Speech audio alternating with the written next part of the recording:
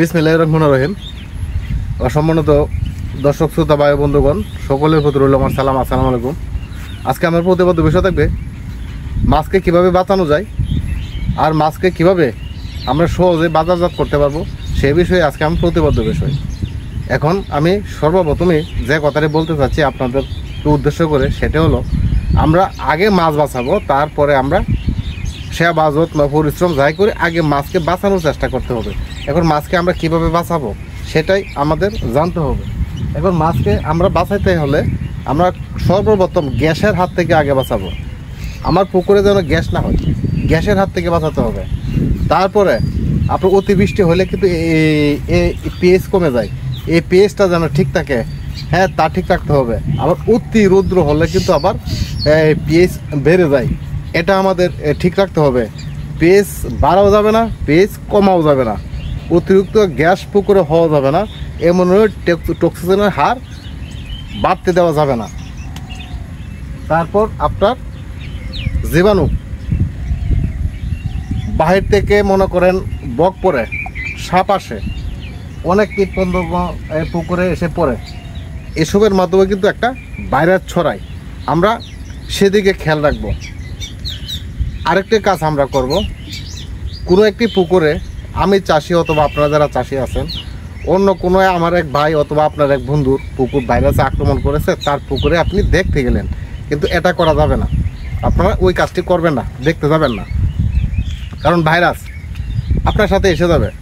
তখন কি করবেন, আপনার খাবার দিবেন, হ্যাঁ মাছের পরিচর্যা করবেন, আপনার পুকুরে এই ভাইরাসটা ঢুকে যাবে, কিন্তু আপনারা এই কাজটি করবেন না।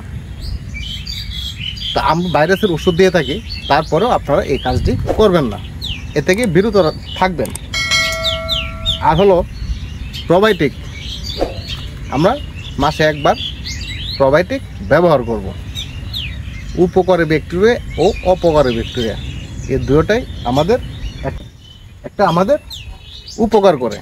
এই প্রোবায়োটিক আমরা ব্যবহার করব, তাহলে আমাদের পুকুরে রোগ বালাই রোগ জীবাণু আসবে না। তারপরেও কিন্তু এ সকল মেডিসিন দেওয়ার পরেও, সকল কিছু গাইডলাইন মানার পরেও রোগে আক্রমণ করে ফেলে, আমরা তখন কি করব? মাছ ফেলে দিয়ে কি চলে যাব? না।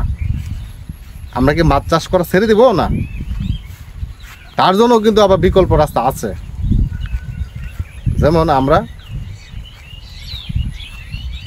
কয় হাজার লাইনের মাছকে রোগে আক্রমণ করেছে আগে এটা দেখতে হবে। 1000, 1500, 2000 শিং মাছের বেলায় মনে করেন 100 কেজি পর্যন্ত যদি রোগে আক্রমণ করে আপনার মাছ বেঁচে যাবে। আর 100 তলে যখন আসবে তখন আপনার শিং মাছ রোগে আক্রমণ করলে বাঁচানোটা খুব দায় হয়ে যায়। যদিও বেঁচে থাকে, তারপরেও দেখা যাবে মাছ, শিং মাছ আঁকা বাঁকা হয়ে থাকবে, আঁকা বাঁকা হয়ে থাকবে যদিও বেঁচে থাকে। আবার 100-র উপরে 200, 300, 400, 500, 1000, 1500 এ সকল মাছকে রোগে আক্রমণ করলেও মেডিসিনের মাধ্যমে ভালো হয়ে যায়। কিন্তু একটু বেশি পরিমাণে দিতে হবে, যেন মাছ আঁকা বাঁকা না হয়। আর কি হলো আপনার গুলশা ট্যাংরা। এই গুলশা ট্যাংরা বেলায় কিন্তু আরেকটা বড় প্রবলেম। 200 কেজি, 1500 থেকে 200 কেজির ভিতরে যদি এমন কোনো প্রবলেম হয়ে থাকে, রোগে আক্রমণ করে ফেলেছে, আপনার মাছ ভালো হয়ে যাবে, ভালো হবে ট্রিটমেন্টের মাধ্যমে আপনার রোগ ভালো হবে। আর মনে করেন 200-র নিচে এসে গেছে, মাছ বড় হয়ে গেছে, 200-র নিচে, 150, 100, হ্যাঁ 100-র নিচে এসে গেছে, এরকম ধরনের এই গুলশা মাছকে যদি রোগে আক্রমণ করে, তাহলে আপনার মাছটা বিক্রি করে দেওয়াটা শ্রেয়। চিকিৎসা করতে যাবেন না, বিক্রি করে দেবেন, আপনার আসল টাকা এসে যাবে। লাভও আসতে পারে, কিন্তু আসল টাকা এসে যাবে, বৃথা যাবে না আপনার পরিশ্রম। আর শিং মাছের বেলায় কিন্তু ভাই বললাম 100 কেজির আগ মুহূর্ত পর্যন্ত আপনার ট্রিটমেন্ট করতে পারবেন, মাছ ভালো হবে। আর নিচে আসলে যদি রোগে আক্রমণ করে, আর যখন আপনার ট্রিটমেন্ট করতে যাবেন তখন আপনার মাছ আঁকা বাঁকা হয়ে যাবে, ভালো হবে, কিছু মরবে, কিছু থাকবে, ভালো হবে, আঁকা বাঁকা হয়ে যাবে। এই হলো রোগের কারণ বিশ্লেষণ আমি বললাম। এখন কোন কোন মেডিসিনের মাধ্যমে আমরা মাছকে টিকিয়ে রাখতে পারবো। মেডিসিন ছাড়া কিন্তু আজকে এখন আমাদের মাছ উৎপাদন করা যাবে না, কারণ আমরা হার্ডেন্সিতে মাছ চাষ করি। যে জায়গায় আগে আমরা মাছ শিং মাছ প্রথম যখন আমি চাষ করেছি তখন কিন্তু প্রতি শতাংশে 800 দিতাম, 600 থেকে 800। এখন কিন্তু প্রতি শতাংশে আমি দিয়েছি মিনিমাম 3000 প্রতি শতাংশে। আবার অন্যান্য চাষিরা কিন্তু আরও বেশি দিয়ে থাকেন, 5000ও কিন্তু শতাংশে দিয়ে থাকেন।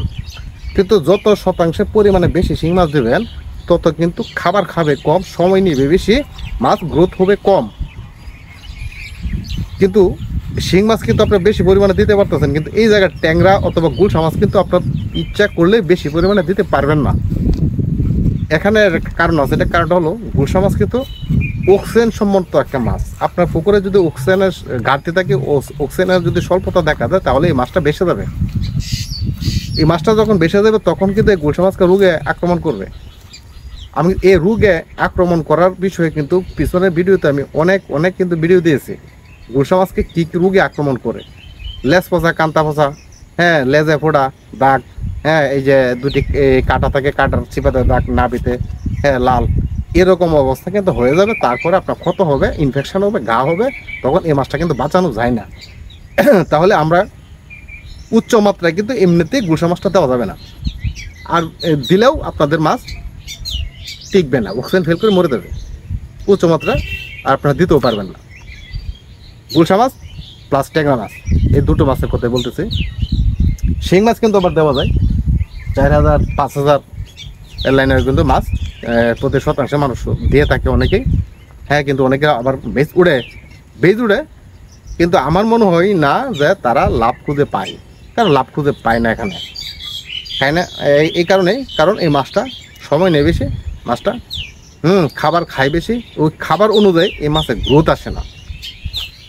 যেমন জ্বালা ফাটায় কোনোদিন আমাদের ধান হয় না, তদ্রূপ আমাদের পুকুরে উচ্চ ঘনত্বে যখন শিং মাছ দিয়ে দেবো, তার যেন একটা ওয়েট ক্যাপাসিটি, তার যে একটা লুট ক্যাপাসিটি মাছের, এই লুট ক্যাপাসিটি পুকুরে থাকে না। এই লুটটা নিতে পারে না মাছ, চাপ থাকে, মাছ বড় হয় না। খাবার ঠিকই খায়, আর চাপে থাকে, মাছ বড় হয় না। কিন্তু গুলশা মাছের বেলা কিন্তু এটা এমন না।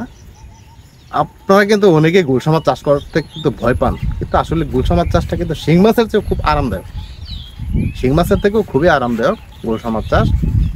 কিন্তু আপনারা যারা গুলশা মাছ চাষ করবেন, আপনার 2000-এর উপরে দিবেন না। গুলশা মাছ চাষ যারাই করতে যাবেন 2000-এর উপরে দিবেন না, ট্যাংরা মাছ 2000-এর উপরে দিবেন না, আর শিং মাছ 2000-2500। হ্যাঁ, শিং মাছ যত পাতলা দেবেন ততই ভালো, মাছ অল্পতে এসে যাবে, আপনার 8-10 কেজি 12 কেজি এসে যাবে, কিন্তু পাতলা থাকতে হবে। আর যখন ঘন থাকবে তখন ভাই অনেক সময় নেবে, খাবার খাবে বেশি, আপনার হিসাব মিলাইতে পারবেন না, আর রোগবালাই তো ভাই এটা বলাই লাগে না, আসবে যাবে, চিকিৎসা করতে হবে, ট্রিটমেন্ট করতে হবে, ওষুধ মেডিসিন আপনার ঘরে পর্যাপ্ত পরিমাণে থাকতে হবে। মাছকে কখন কোন রোগে আক্রমণ করে ফেলে এটাকে তো সাথে সাথেই ট্রিটমেন্ট করতে হবে। আপনার আজকে মাছকে সমস্যায় পড়লেন, মাছের সমস্যা হয়ে গেল, আপনি কালকে যায় বাজার থেকে কিনে আনলেন, তারপরে পুকুরে মারলেন, এখানে একদিন যে সময় অতিবাহিত হয়ে গেল, এখান থেকে কিন্তু অনেক রোগে ছড়ায় পড়লো। কিন্তু এটা করা যাবে না, জীবাণুনাশক ঘরে এনে রেখে দিতে হবে, মাছটা যেন রোগে আক্রমণ করার সাথে সাথেই একটা মাছকে যখন আমরা দেখব তখনই আমরা এর চিকিৎসা নিয়ে নিব। প্রথমেই এমন চিকিৎসা নিয়ে নিব যেন আমরা 3 দিনের ভিতর, 3 দিন পর্যন্ত যেন মাছ না মরে, স্টেট থাকে, এমন একটা মেডিসিন আমরা ব্যবহার করব যেন 3 দিন আমাদেরকে সময় দেয়। ওই 3 দিন সময়ের ভিতরেই আমরা যদি সঠিক সময়ে সঠিক চিকিৎসাটা যদি দিতে পারি, তাহলে ইনশাল্লাহ আপনি আমার মাছ ভালো হবে, আর না হয় আপনি আমার মাছ ভালো হবে না। কিন্তু এই সময়টা বুঝতে হবে। আর একটু হলো রোগে আক্রমণ করে ফেলছে, আপনি 3 দিন পরে ওষুধ মেডিসিন ডাললেন, কোনো লাভ হবে না, কোনো কাজ করবে না। আপনার সময়ের কাজ সময় করতে হবে মাছের জন্য। তাই বলি কিছু প্রোডাক্ট এটা আপনাদের ঘরে, আপনাদের বাসায় রাখাটা শ্রেয়। খুবই ভালো। যখন দেখবেন একটি মাছ, হয় শিং মাছ হোক, হয় গুলশা মাছ হোক, হয় ট্যাংরা মাছ হোক, একটি মাছ যখন দেখবেন সমস্যা পড়ে গেছে, সাথে সাথেই মেডিসিন দিয়ে দেবেন। এখন কোন মেডিসিন দিবেন, কী দিবেন, আমার কমেন্ট বক্সে বললেন, আমি বলবো না, আমি বলে দেবো কী দিতে হবে, কী করবেন। ইনশাল্লাহ আমি অবশ্যই আমি তো বলে দিয়েছি। আর প্রত্যেকের কিন্তু আমি কমেন্টের উত্তর দিয়ে থাকি। আমি এমন না, আপনারা অনেকেই যাবেন কমেন্ট বক্সে চেক করে দেখবেন, আমি প্রত্যেককেই কমেন্টের উত্তর দিই। আমার যতটুক জানি আমি ততটুক আপনাদেরকে হেল্প করতে পারবো ইনশাল্লাহ। তাহলে আজকে আমি আমার ভিডিও এখান থেকে শেষ করব। আর আমার এই ভিডিওতে আপনারা সকলে, আমার একটা দাবি একটাই, সাবস্ক্রাইব, লাইক ও বন্ধুদের সাথে শেয়ার আর কমেন্ট, আপনাদের প্রয়োজনে আপনারাই আমাকে কমেন্ট করবেন। তাহলে এখান থেকে রাখলাম। খুদা হাফেজ, আল্লাহ হাফেজ।